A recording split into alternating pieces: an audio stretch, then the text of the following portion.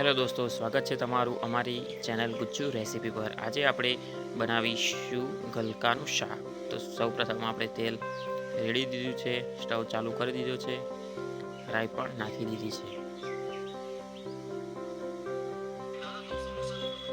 અને તેલ ગરમ થઈ ગયું। આ આપણે મોરી દીધા છે ગલકા।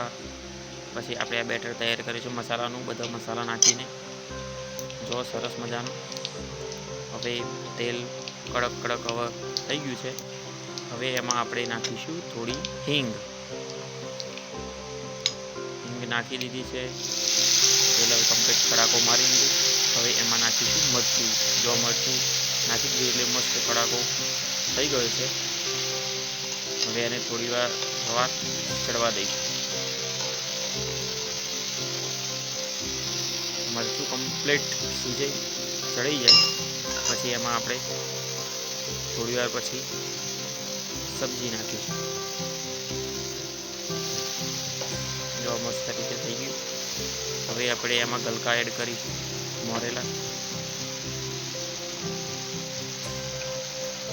કલર બલર પણ મસ્ત દેખાય છે।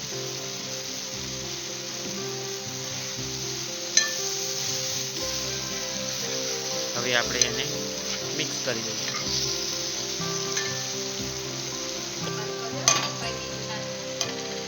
તો આપણું શાક હવે